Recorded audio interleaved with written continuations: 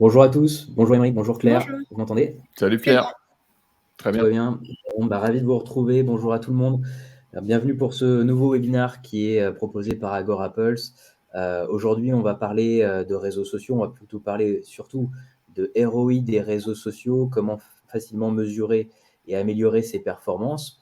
Et j'ai le plaisir aujourd'hui de vous recevoir, Claire et Émeric, pour parler de ce sujet.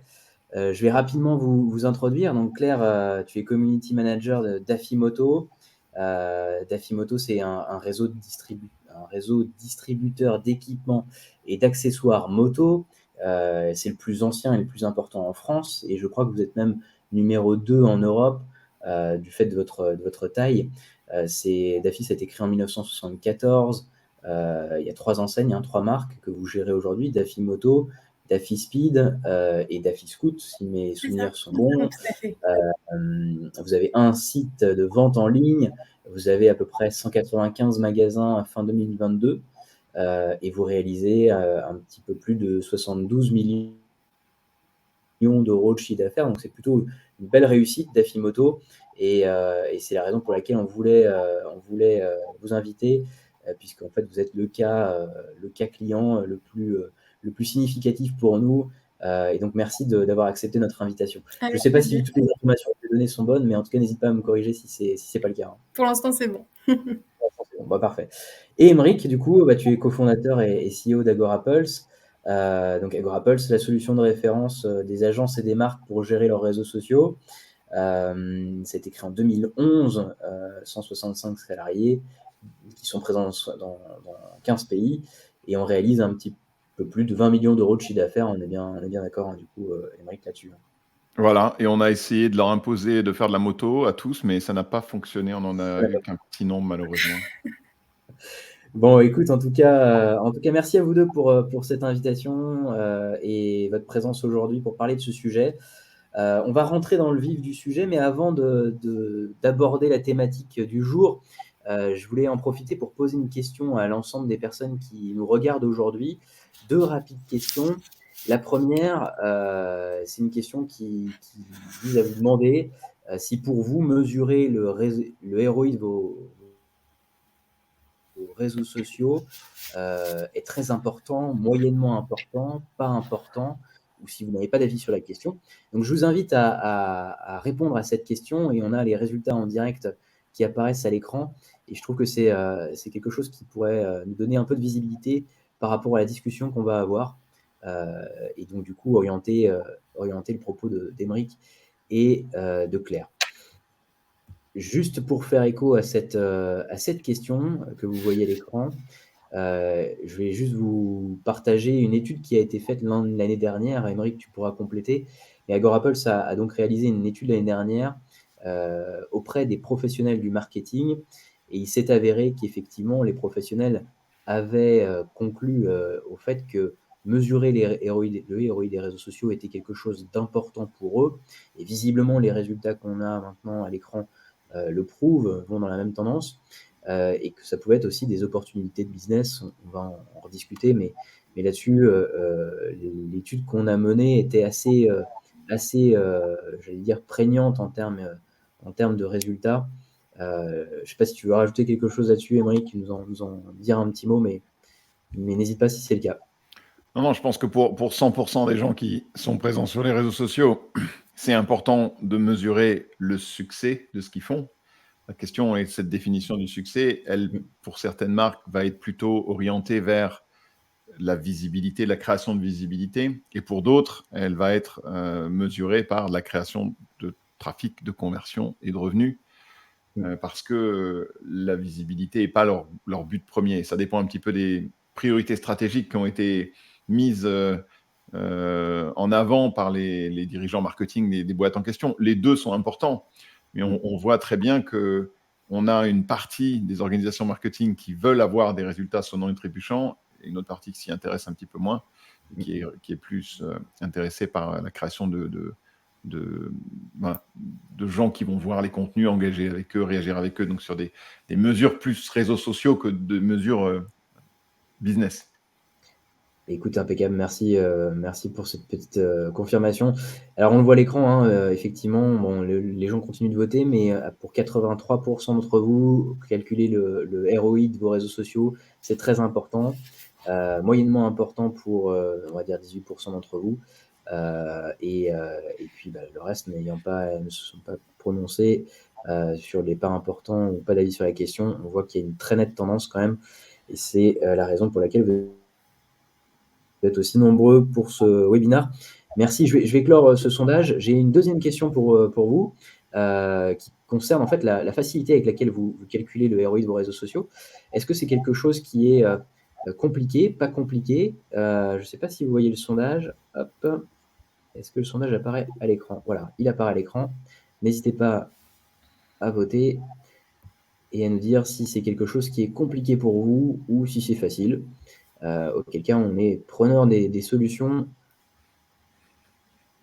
Voilà, je crois que là, on a une très nette tendance aussi qui se dégage. On aura l'occasion d'en discuter juste après avec Émeric, mais ça confirme l'idée que, effectivement, c'est souvent une tannée de pouvoir calculer son retour sur investissement et que ça prend souvent beaucoup, beaucoup de temps. Et là, vous êtes en train de nous le confirmer.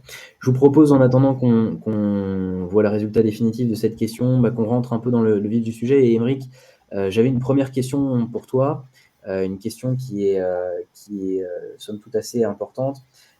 Quand on parle justement de ROI, de quoi est-ce qu'on parle voilà, précisément? Tu as un peu survolé cette question-là tout à l'heure, il y a quelques instants. Qu'est-ce qu'on entend exactement par retour sur investissement, calcul du retour sur investissement de Alors, ces réseaux sociaux? la définition précise du retour sur investissement, c'est je dépense X, ça me permet de gagner Y. Donc la dépense X, elle est assez simple. C'est combien me coûte le salaire des gens qui travaillent sur la gestion, la création de contenu et la gestion de ma présence sur les réseaux sociaux. Ce calcul-là, n'importe quelle boîte peut le faire en 15 minutes. C'est très très simple. Et si vous ne le savez pas, allez demander à votre responsable ou directeur ou directrice financière et il vous le dira. Donc ça, tu sais combien ça te coûte. Et après, la question, c'est combien. La deuxième question de l'équation, c'est combien ça te rapporte. Alors, le ça te rapporte en puriste, ça peut être que de l'argent, normalement. Retour sur investissement, quand tu regardes la définition puriste, c'est ça me coûte de l'argent, ça me rapporte de l'argent. Maintenant, je pense que quand on fait du marketing, et on est tous ici à faire du marketing, on est d'accord pour dire que parfois, le lien avec le rapport d'argent, il est un petit peu distendu et il n'est pas aussi simple que ça à calculer. Typiquement, chez nous, la manière dont l'équipe marketing est mesurée n'est pas dans l'argent qu'elle rapporte, mais dans le nombre de démos, de demandes de démos qui sont reçues par l'équipe sales, qui permet ensuite de closer un certain pourcentage de ces demandes de démos. On ne va pas juger le marketing directement sur ce qu'il rapporte en termes de revenus, mais sur ce qu'il rapporte en termes d'opportunités. Donc, si on a une définition de puriste, on s'arrête que aux revenus. Si on a une définition un peu plus large, on s'arrête à quel est le KPI, la clé de succès sur laquelle est mesurée la personne qui s'occupe des réseaux sociaux ou le département dans lequel se trouve la personne qui s'occupe des réseaux sociaux. Et ça va dépendre d'une boîte à l'autre. Ce matin, j'avais une conversation avec un média, donc un journal, je ne vais pas le citer, mais c'est un journal régional français. Et eux, leur mesure de succès, c'est le trafic qu'ils envoient vers le journal depuis Facebook, parce que c'est celui sur lequel ils ont principalement du trafic et du succès. Et donc, eux, ça ne va pas être de l'argent, ça ne va pas être des opportunités, mais ça va être du volume de trafic comparé à ce que fait déjà de base leur journal en ligne. Donc, pour nous, la manière dont nous, on le définit en tout cas, il va surtout dépendre de la manière dont vous définissez le succès pour votre département et comment vous êtes mesuré. Et c'est là qu'il va falloir bien régler les choses. Et alors justement, est-ce qu'on peut vraiment tout mesurer? Comment est-ce qu'on cherche à calculer le ROI d'une boîte à l'autre? Tu viens de nous dire qu'il y avait des différences qui étaient assez grandes. Est-ce qu'on peut tout mesurer quand on cherche à calculer le ROI de ces réseaux sociaux? On peut jamais tout mesurer dans rien.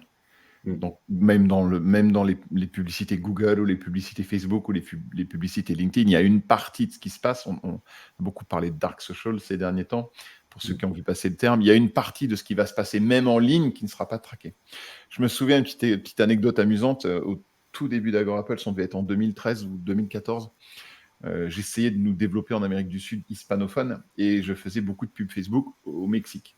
Et je regardais les résultats de mes pubs Facebook au Mexique, c'était vraiment pas bon. Enfin, quand tu regardais ce que Facebook te donnait, et on avait les pixels installés, tout le tracking était parfaitement mis en place.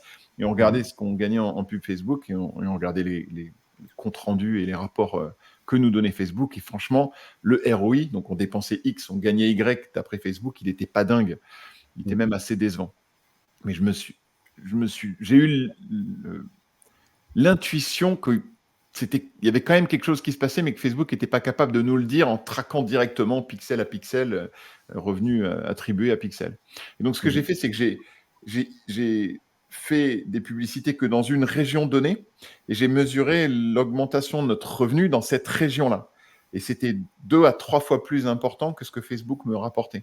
Donc, en faisant des campagnes marketing ciblées, par exemple, imaginons que je fasse que la Californie, et en regardant quel revenu je suis capable de dégager sur la Californie, j'arrivais à démontrer l'impact de la campagne, parce qu'il y avait une corrélation évidente de temps entre le mois où j'avais fait beaucoup de revenus publicitaires sur la région en question et le revenu que j'avais été capable de générer. Et ça m'a permis de me prouver à moi-même que le tracking tel qu'on l'a sur les outils qu'on utilise, quel qu'il soit, est imparfait et incomplet. Et c'est vrai sur les réseaux sociaux, comme t'imagines si c'est vrai sur le paid, comme c'est vrai sur le reste, quoi. Ça va aussi être vrai sur l'email. Parfois, tu vas envoyer des emails, les gens vont cliquer sur le lien, mais pas nécessairement agir à ce moment-là, et ils vont aller sur un autre device sur lequel il n'y a pas le cookie installé, ils n'auront pas cliqué sur le lien pour cet autre device, et faire une conversion ou un achat à ce moment-là. Donc, tu traques jamais 100%. Par contre, traquer 0%, ça, tout le monde est d'accord pour dire que c'est pas possible et que c'est pas bon. Donc, l'important, c'est d'avoir la capacité de traquer une tendance, quelque chose, un fondamental, un minimum, quoi.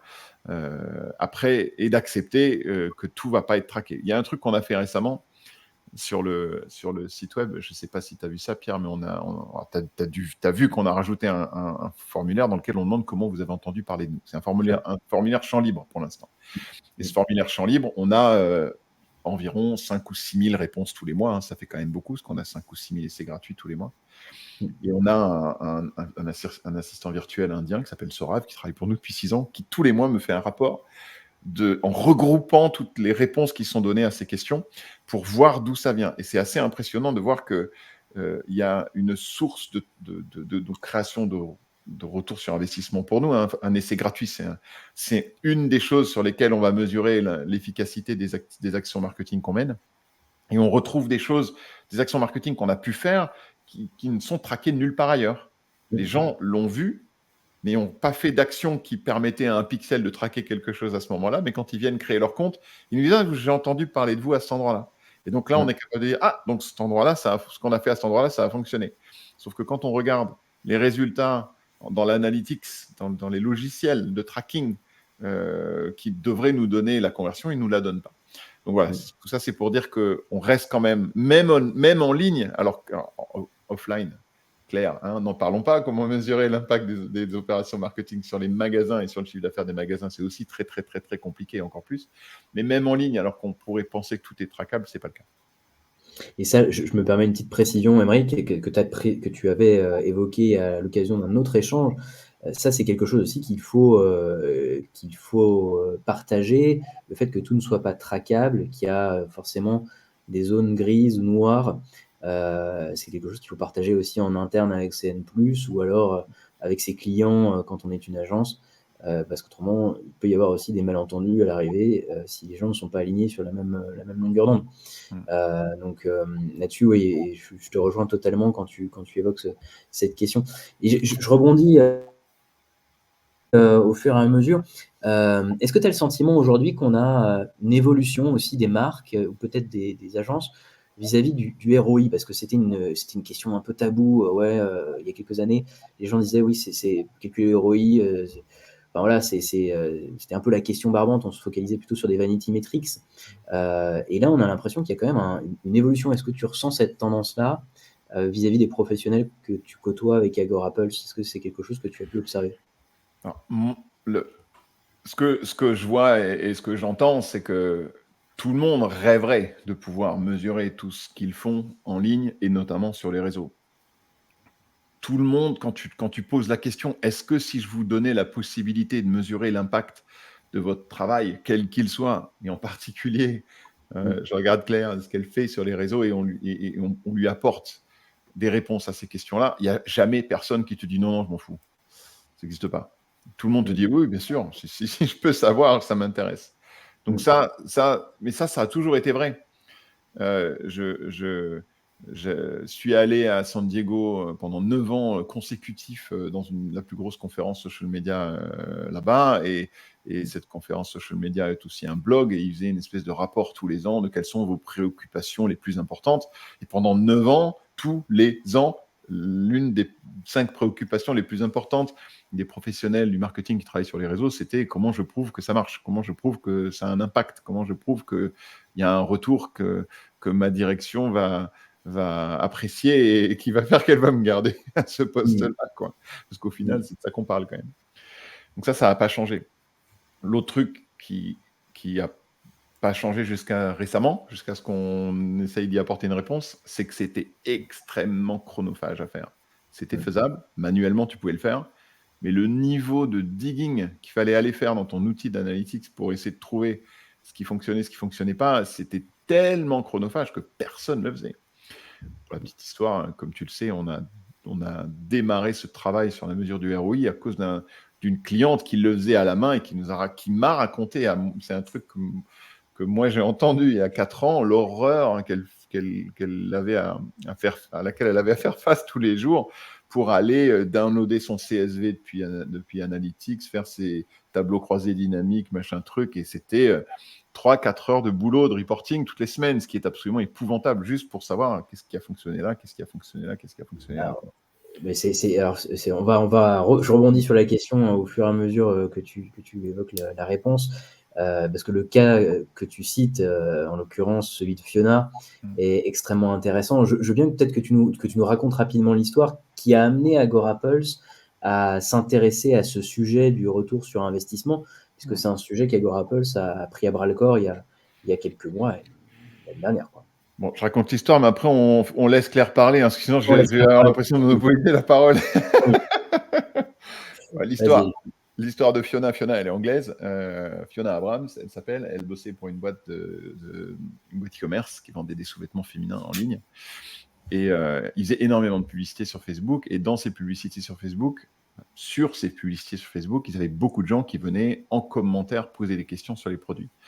Et elle était persuadée qu'il fallait répondre à chacune de ces questions individuellement et qu'à chacune de ces questions, il fallait mettre le lien qui allait directement vers la réponse dont ils avaient besoin. Typiquement, c'était une pub pour un sous-vêtement vert, ils le voulaient en bleu, elle mettait le lien pour avoir le bleu direct.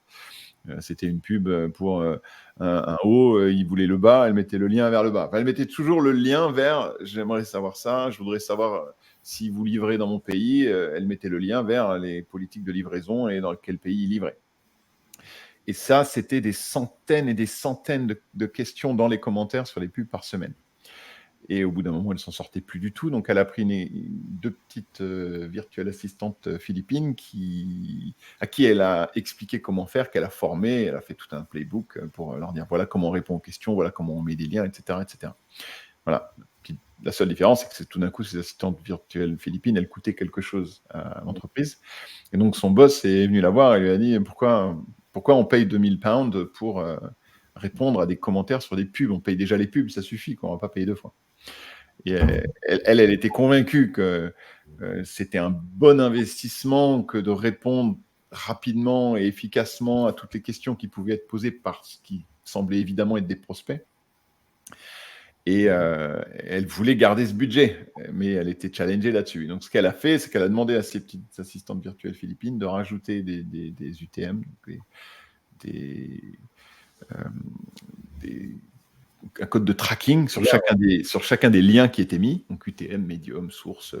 Si vous faites du marketing en ligne, vous avez forcément entendu parler de ça. Et grâce à ça, elle a été, un mois plus tard, regarder dans Google Analytics quels étaient les résultats de ces UTM spécifiques qui avaient été utilisés dans ses commentaires Facebook. Et elle avait 4000 pounds de revenus directement attribués à ces liens. Donc, elle est retournée voir son boss et elle lui a dit, bon, voilà, je sais que ça coûte 2000, mais regarde, ça rapporte 4000. Est-ce que je peux garder mon équipe? Alors, c'est pas grand-chose, 2000 pounds, 4000 pounds, on parle de petits montants. Mais pour elle, c'était garder son équipe de vieux philippins qui lui faisait économiser 8 heures par semaine, ou 9 heures par semaine. Donc, évidemment, c'était très impactant pour elle. Et cette histoire-là, elle me l'a racontée. Et quand elle me l'a surtout racontée, parce qu'elle est venue me voir, parce qu'elle nous utilisait pour gérer les commentaires sur les pubs à l'époque. Un des trucs qu'on fait particulièrement bien et que très très peu d'outils, si ce n'est aucun que je connaisse, font bien. Elle m'a dit, est-ce que l'outil peut pas résoudre ce problème pour moi? Parce que mes petites assistantes virtuelles, elles copie-collent des centaines de liens toutes les semaines. C'est très très très fastidieux. Non seulement c'est fastidieux, mais en plus, c'est pas une activité qu'on voudrait voir un être humain faire. C'est un peu con. Ça pourrait être tout à fait automatisé par un logiciel, quoi. Et en plus, c'est source d'erreur, parce que quand tu copies-colles, tu fais des erreurs. Donc, vous tous qui nous écoutez, qui avez utilisé des UTM dans votre marketing, je sais que vous transpirez en ce moment même en vous disant quelle tannée ces liens traqués, quelle horreur. Si effectivement on pouvait nous trouver une solution pour qu'on ait plus à s'en occuper, ça serait pas mal. Et donc voilà, et la solution, c'était effectivement la machine, le logiciel qui devait la régler et pas des êtres humains. Et 3 ans plus tard, on a mis ça en place. Et effectivement, du coup, ça a facilité son travail de tracking. Et après, par contre, de reporting, au moment où elle le faisait, n'était peut-être pas forcément allégé. Et c'est comme ça, d'ailleurs, que l'idée est venue après à AgoraPulse de développer la fonctionnalité dont tu veux nous parler dans quelques instants. J'en profite, du coup, pour poser aussi la question à Claire. Et Claire, on a évoqué tout ce qui était Vanity Metrics et une évolution aussi de l'approche des professionnels vis-à-vis du marketing. Est-ce que c'est quelque chose aussi que vous rencontrez chez Dafimoto? Est-ce que c'est une tendance que vous avez remarqué, que tu as remarqué dans ton travail au quotidien? Est-ce que tu peux nous en dire un petit mot aussi du terrain concret chez Dafi? Alors, je dirais oui et non. Donc, c'est une tendance au niveau web marketing, au niveau du bureau qu'on remarque, parce qu'en fait, notre traffic manager, c'est elle qui va gérer tout ce qui est métriques tangibles. Donc, forcément, l'évolution du trafic, la conversion, le rapport entre les deux, analyser tout ça, et ensuite le transmettre à nos supérieurs, à la direction. Et donc, c'est la donnée qui va être la plus importante en fait dans notre métier.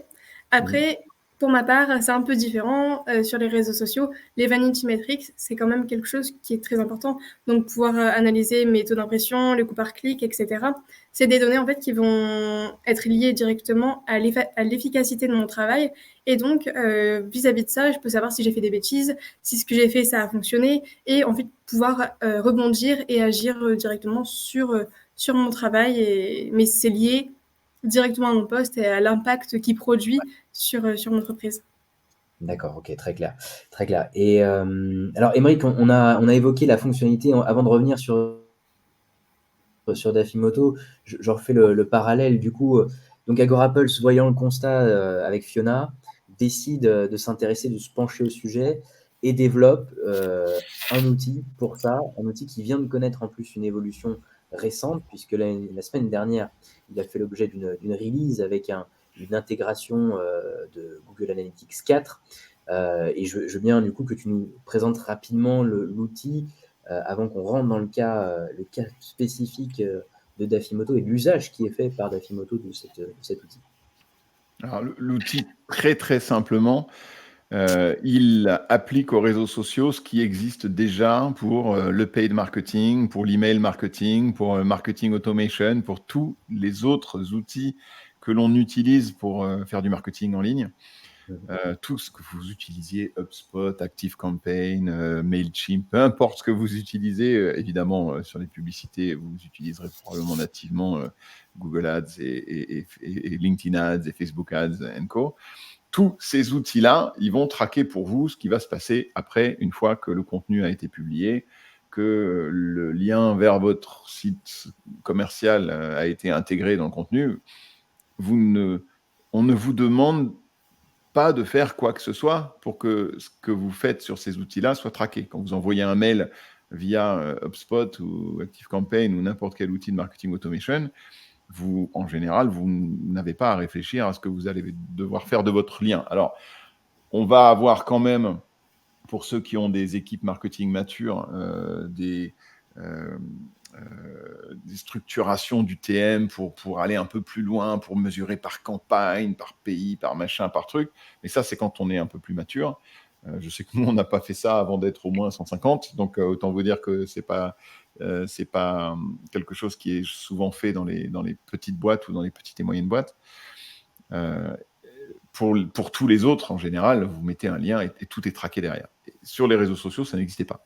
Donc, on a juste fait la même chose. On a repris la manière dont ces outils-là traitaient les liens pour qu'ils puissent être mesurés sans que vous ayez rien à faire, et on l'a appliqué à ce que vous faites quand vous publiez des liens sur les réseaux sociaux. Ça, c'est la première chose. Et la deuxième chose, c'est que tout ça est envoyé dans des outils d'analytics. Alors, on a choisi Google Analytics et maintenant GA4 parce que c'est 80% des boîtes online du monde qui utilisent Google Analytics et GA4, donc on s'est dit on va prendre le plus utilisé. Il y en a d'autres, et on s'y connectera sans doute un jour, mais on n'y est pas encore tout à fait. Et la difficulté qu'ont les professionnels du marketing avec Google Analytics, et en particulier GA4 qui vient de sortir, c'est la même chose malheureusement, c'est que la data, elle existe, elle est là, mais elle est planquée au fond à gauche, et que c'est très très compliqué et très très chronophage d'aller la ressortir, d'aller la mettre dans un outil de reporting maison et d'en sortir des jolis graphes avec des courbes, avec des bar charts, etc., pour pouvoir avoir une visualisation de ce qui fonctionne. Parce que le cerveau humain est ainsi fait qu'il aime bien voir du visuel. Il n'aime pas avoir des tétrachiers de chiffres dans des fichiers Excel. Et c'est un petit peu malheureusement comme ça que Google Analytics nous rend la donnée qu'on lui a permis de digérer. Donc on a fait ces deux choses-là, faire en sorte que les liens, quand ils sont publiés sur les réseaux ou qu'ils soient publiés, soient traqués sans n'avoir absolument rien à faire côté utilisateur, premièrement. Et deuxièmement, une fois que tout ça est parti à l'extérieur et est revenu sur le site et donc a été capté par l'outil d'analytics, qu'on se connecte à cet outil d'analytics, en l'occurrence GA, et qu'on en extrait ce que vous avez besoin d'en voir d'une manière graphique, très visuelle, très simple à analyser et qui permettent en un coup d'œil de voir ce qui fonctionne et à quel niveau ça fonctionne. Voilà, c'est les deux choses qui ne sont pas sorcières, mais qui nous ont pris un an de développement. Donc, c'est quand même compliqué à implémenter. Et comme personne d'autre le faisait, je me suis dit que j'allais le protéger. Donc, on a déposé un brevet aux États-Unis pour ça. On ne peut pas breveter le logiciel en Europe, donc on ne pouvait pas le faire en Europe, mais on pouvait le faire aux États-Unis. Et on l'a lancé on pourrait dire en bêta privée en mars 2022, et on l'a lancé en public en décembre 2022. Donc, ça reste encore tout récent, tout frais. Jusqu'à décembre 2022, c'était très compliqué de mesurer simplement ce retour sur investissement en trafic, conversion et revenus. Depuis décembre 2022, c'est accessible à absolument tout le monde. Ouais, je vais te poser exactement la question de savoir quelles étaient les données qu'on pouvait suivre. Donc, trafic, conversion et revenus, c'est les trois choses que permet du coup la fonctionnalité Social Media ROI d'Agorapulse, effectivement. Avec le petit caveat que si tu n'as absolument rien seté sur Google Analytics ou GA4, tu auras le trafic à tous les coups. Avec GA4, tu auras des conversions. Certaines typologies de conversion, des conversions par défaut, on va les appeler. Sur GA classique, aucune conversion si tu ne les as pas déterminées. Et le revenu, tu ne l'as pas si tu ne l'as pas seté. Donc, il y a quand même du setup à faire côté analytics sur quel type de conversion je veux mesurer et le revenu, comment je veux le mesurer, où est-ce qu'il est et comment je règle tout ça. D'une manière générale, ce qu'on constate, c'est que les entreprises qui font du e-commerce sont très, très bien équipées et ont très, très bien fait leur setup. Et donc, elles ont toutes le revenu traqué, les conversions traquées relativement bien définies. Pour les autres, ce n'est pas forcément toujours le cas. Après, c'est pas un setup qui nécessite d'être un expert non plus en Google Analytics. C'est quelque chose qui peut se faire à l'aide d'un petit tuto ou simplement même en ouvrant Google Analytics, on peut setuper des objectifs, on peut setuper ce que tu viens de dire, tout simplement. Donc, c'est pas non plus c'est pas rocket science. Voilà. On n'a pas besoin d'Elon Musk pour aller setter tout ça, c'est sûr. Mais c'est pas, par exemple, le revenu e-commerce, c'est pas non plus à la portée de n'importe qui. Il faut quand même pouvoir aller mettre quelque chose dans la logique de panier, de validation du panier et d'achat, où on va avoir la donnée du montant du panier qui va être envoyé à GA, etc., etc. Donc, il y a un petit peu de back-end à faire. Donc, c'est pas... Je suis pas sûr que Claire ou moi, on saurait le faire nous-mêmes, tu vois. Je pense qu'on va quand même faire appel au département technique pour qu'il nous installe ça, ou data. Alors, il y a une question qui est posée dans le chat. Est-ce qu'il est possible de brancher plusieurs Google Analytics sur Autant, Agora Pulse si on a plusieurs comptes clients à gérer? ouais, absolument, autant que tu veux. Ok, est-ce que c'est Alors simple? après, ça dépend des plans, hein. Attention, on est un business, on est là pour gagner un peu d'argent. Donc je pense qu'en fonction des plans, tu peux pas, si tu prends les plans les plus bas, tu peux pas en faire plusieurs. Mais bien sûr, sur les plans qui sont réservés aux agences, notamment parce que c'est eux qui vont avoir besoin de brancher plusieurs GA, oui, tu peux le faire. Très clair. Eh bien, écoutez, impeccable. Merci pour ces précisions. Je propose qu'on rentre sur le cas de Daffy Moto, puisque Daffy, vous utilisez la solution Agora Pulse. Vous avez eu l'occasion de tester le ROI, la fonctionnalité Social Media ROI d'Agora Pulse. Et Claire, du coup, juste pour recontextualiser rapidement, Agora Pulse, on a dit, c'est 72 millions d'euros de chiffre d'affaires. La proportion des ventes en ligne dans ce chiffre d'affaires, c'est quoi à peu près? Tu peux nous donner une idée? On est environ à 25% du chiffre d'affaires pour le web. Donc, c'est une proportion qui est quand même assez importante, 25% en ligne, c'est pas négligeable.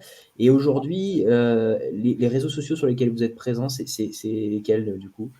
Alors, on est sur Facebook, Instagram, TikTok, Twitter, Pinterest, YouTube. Et je crois que j'ai fait le tour. D'accord, ok, donc une présence assez massive. Et les objectifs que vous avez sur les réseaux sociaux, est-ce que c'est des objectifs d'image, de génération de lead? Parce que 25% quand même, pour arriver à ce niveau-là, j'imagine qu'il y a quand même un objectif derrière le business. Alors, sur les réseaux, on est plus sur le côté affectif, justement. On n'est pas forcément dans le côté vente, etc. C'est vraiment améliorer l'image de Daffy. J'ai été cliente, en fait, avant d'arriver chez Daffy. Du coup, ça me permet de savoir davantage que on a une bonne image aux yeux des motards, et on est assez apprécié. Donc, en général, Daffy, voilà, tout le monde a une bonne expérience et on s'y retrouve. Donc, on veut vraiment faire passer ce côté-là et continuer en fait à faire en sorte que la marque soit appréciée. Et on a aussi un deuxième objectif qui est aussi cognitif. On a nos marques propres, donc notre marque phare qui est All One. Et donc, on aimerait que cette marque reste en tête. Et donc, on se sert aussi des réseaux sociaux pour faire en sorte que voilà, elle évolue aussi sur le marché de la moto. D'accord, donc une promotion qui est assez forte de vos différentes marques, mais peut-être un peu plus poussée pour celle-ci en termes de mise en avant. Ok. Là aujourd'hui, donc tu as utilisé Agora Pulse d'une manière générale et plus précisément cette fonctionnalité qu'on évoquait. Après quelques mois d'utilisation, ton sentiment sur cette fonctionnalité dont parlait Émeric, est-ce que voilà, est-ce que tu peux nous en dire un mot? Et quel est ton ressenti par rapport à celle-ci? À la base, en fait, c'est vrai que dans les réseaux sociaux, dans ma gestion des réseaux sociaux, j'y allais un petit peu à tâtons. C'est-à-dire que voilà, je faisais mes ads, je faisais mes publications, mais c'est vrai que j'avais pas forcément un suivi quotidien des statistiques, etc. Là, en fait, avec Agora, j'ai vraiment ce suivi-là. Je sais vraiment ce que Daffy, enfin ce que mon travail en fait chez Daffy apporte, et donc je peux plus facilement calculer voilà ce que je fais, et donc c'est moins un tâton. Là, j'ai vraiment des statistiques, je sais vraiment ce que je rapporte, et voilà, j'ai plus besoin de demander à ma traffic manager de m'apporter des chiffres. Je les sais directement sous les yeux de façon très simplifiée. Et voilà, et la première fois que j'ai découvert les chiffres, donc pour mon rapport 2022, j'ai vraiment fait donc le rapport annuel. Et là, grande surprise de voir en fait à quel point les réseaux sociaux avaient un bon rapport sur investissement, justement dans la gestion qu'on en faisait, quoi. Donc ouais, je m'attendais pas à de si bons chiffres. Et sans Agora, j'aurais peut-être pas eu cette vision globale de ce qu'on faisait. Et c'est vrai que là-dessus, c'était très gratifiant en tout cas. Et c'est quelque chose que j'imagine que tu as partagé en interne, du coup, après, vis-à-vis de peut-être ton N+1 ou N+2. Et voilà, je sais pas, ça a été apprécié en termes de retour, d'information. Est-ce que c'est quelque chose qu'il t'avait peut-être demandé spontanément ou pas forcément?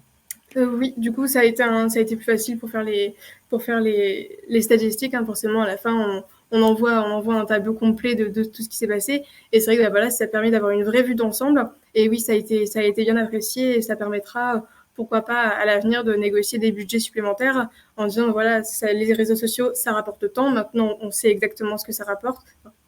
Dans tout ce qui est calculable, encore une fois, hein, on revient toujours à ça. Mais grosso modo, en fait, d'après ce qu'on voit à l'heure actuelle, ça rapporte tant, on dépense tant. Donc pourquoi pas après voir plus grand et agrandir, pourquoi pas, le budget.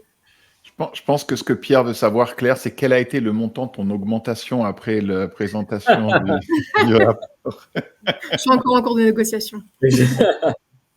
Non, mais par contre, effectivement, c'est le genre d'information qui, généralement, moi je le vois au sein de l'équipe, c'est intéressant de l'avoir. Quand on construit un budget, on est en fin d'année, on se dit, bon, ok, quelle est la proportion de chacun des canaux sur lesquels on a fait des actions. Et quand on est dans une optique de préparer le budget de l'année suivante, en fin d'année, quand on ouvre le capot et qu'on analyse canal par canal, on a effectivement cette capacité à se dire, ok, là, les réseaux sociaux nous ont ramené X milliers d'euros de chiffre d'affaires.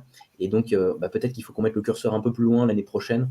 Donc, on arrive à faire mieux ce travail de dosage, je trouve, d'un canal à un autre, parce que je l'ai aussi utilisé moi-même dans ma propre expérience chez AgoraPulse, comme vous en doutez. Alors, j'avais une autre question pour toi, Claire. Les 3 avantages de cette fonctionnalité, c'est lesquels, selon toi? Si tu peux nous les résumer, ce serait Alors, les 3 avantages, je dirais d'abord les reportings trimestriels où je perds pas de temps à chercher sur chaque réseau social chacune des infos. Là, j'ai tout regroupé au même endroit. Donc, en 3 clics, j'ai mes statistiques. Donc, ça, vraiment, c'est un gain de temps phénoménal. Et voilà, dès que je veux, si on me demande, voilà, pourquoi tel jour, il y a eu telle augmentation, par exemple, je peux comprendre pourquoi tel jour, il y a eu cette évolution, par exemple. On peut voir facilement les courbes. Hein. C'est vrai que c'est hyper visuel. Donc, là, dès qu'on voit une petite évolution sur la courbe, on peut comprendre, on peut aller chercher le pourquoi ça a évolué. Donc, ça aussi, c'est génial. Et aussi savoir ce que j'ai pu rapporter à la boîte, savoir mon retour sur investissement. Je veux dire, là, on ne peut pas faire plus clair que les chiffres qu'on voit sur Agora. très clair. C'est quelque chose que tu as aussi de ton côté avec les autres utilisateurs que tu as pu côtoyer qui utilisent précisément cette fonction? J'ai pas entendu, excuse-moi, ça a coupé. Pardon, je demandais en fait à Aymeric, est-ce que c'est quelque chose, un feedback que tu as eu aussi, Aymeric, de ton côté avec les autres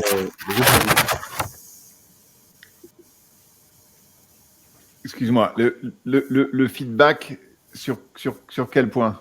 Est-ce que c'est un feedback similaire que tu as pu avoir avec les autres utilisateurs d'AgoraPulse? De quoi? La facilité de Ouais, lecture des reports?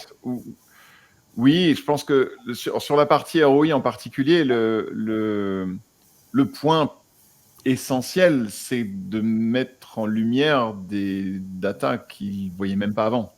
Au-delà même de la facilité, mais je ne voyais pas ça, je ne pouvais pas voir ça, c'était beaucoup trop de travail. Donc, je l'ai fait un peu à quelques moments, mais la plupart du temps, je passais même pas le temps à pouvoir le faire. Et tout d'un coup, c'est comme l'iceberg. La majorité de l'iceberg était en dessous de l'eau, on ne le voyait jamais. Et tout d'un coup, on voyait l'intégralité de l'iceberg. C'était surtout ça que j'ai entendu, moi. C'était en mettant cette donnée éminemment facile d'accès, ça change beaucoup de choses parce que maintenant, je la vois tout le temps, donc je suis capable d'en faire quelque chose, alors qu'avant, pour la voir, c'était épouvantable. Et Claire, alors du coup, est-ce que cette fonctionnalité, elle a un impact au quotidien sur ton travail? Est-ce que ça a fait évoluer la façon dont ton travail est perçu en interne et peut-être même en externe d'ailleurs? Alors, je ne sais pas forcément si ça a permis s'il y a une vision différente. En tout cas, moi, ça me permet vraiment de faire des rapports plus complets, de pouvoir présenter vraiment ce que j'apporte. Donc après, voilà, je ne sais pas exactement, mais je pense vraiment que c'est bien perçu en tout cas. C'est plus des rapports un peu barbares. C'est quelque chose de vraiment, vraiment complet, vraiment concret. Et donc, je pense que oui, en effet, ça plaît davantage. Très clair, ok. Alors, il y a une question dans le chat qu'on va prendre. Est-ce que l'outil peut mesurer également l'impact en commentaires clients, par exemple le nombre de commentaires versus le budget dépensé sur le post? Ça, c'est une question plus précise pour Aymeric. posée par Alice. Alors, bouge pas une seconde. Je vais partager mon écran. Alors, Alice, je ne suis pas certain de comprendre ce que veut dire le nombre de commentaires versus le budget dépensé sur le post. Si tu dois peut-être parler de publicité, mais dans ce cas-là, si on parle d'une publicité, je ne suis pas sûr que le nombre de commentaires sur la publicité en soi soit un élément clé de succès ou pas. Ça dépend ce qu'il y a dans les commentaires. Hein. Si tu n'as que des trolls qui mettent des lol et des crottes en gif, ça va pas forcément être intéressant. Par contre, ce qui est intéressant sur tout ce qui peut être commentaire, commentaires et ou même conversation privée, c'est de pouvoir traquer à l'intérieur de ces conversations privées et des réponses à ces commentaires le retour que tu peux obtenir. Ça, c'est le screenshot que j'ai fait sur le report d'un client. Alors, j'ai flouté leur nom. Mais tu vois là, dans les messages privés, ils étaient capables de générer $9 000 sur 30 jours de chiffre d'affaires directement attribuable à l'engagement qu'ils avaient généré dans les messages privés avec leurs prospects et leurs clients. Et dans les commentaires sur les posts, là, on était à $2149. Donc ça, c'est un client typiquement qui ne met pas de lien du tout dans ses posts ou dans les posts, dans les tweets ou dans les posts Facebook ou sur les vidéos YouTube ou sur LinkedIn. Il n'utilise les liens traqués que dans les conversations, l'engagement qu'il a avec les audiences. Et il est capable de traquer le revenu directement de ses messages privés et de ses commentaires. Donc, je ne sais pas si c'est ça la question que tu avais, Alice, mais voilà ce que nous, on va être capable de sortir.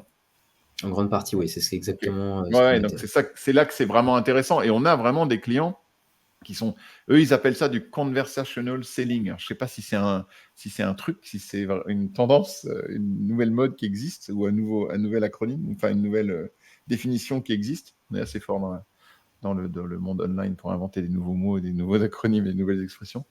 Mais en tout cas, ce qui est génial pour eux, c'est que tout d'un coup, ils peuvent valoriser ça et donc ils peuvent valoriser le fait de mettre des personnes en charge de ça.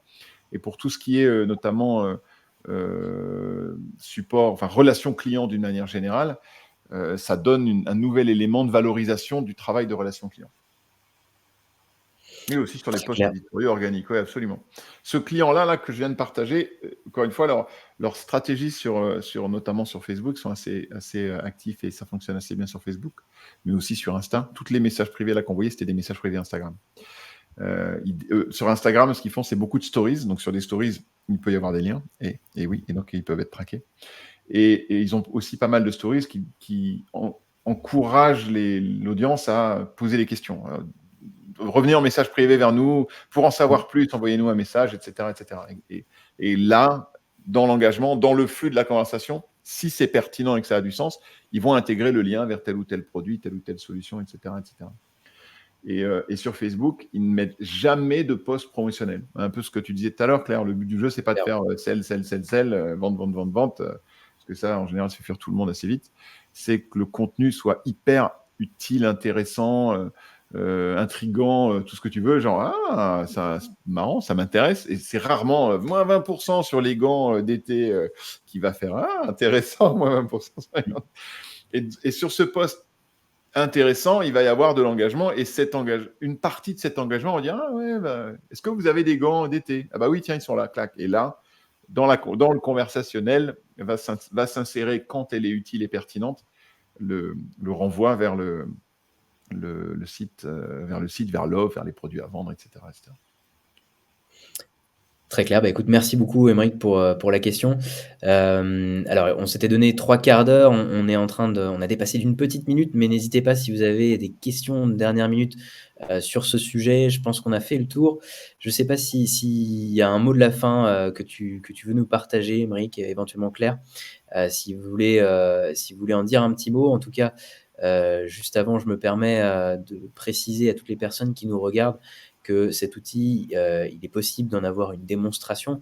Donc, n'hésitez pas à vous rendre sur notre site internet agorapulse.com pour pouvoir voir et découvrir cet outil, cette fonctionnalité précise.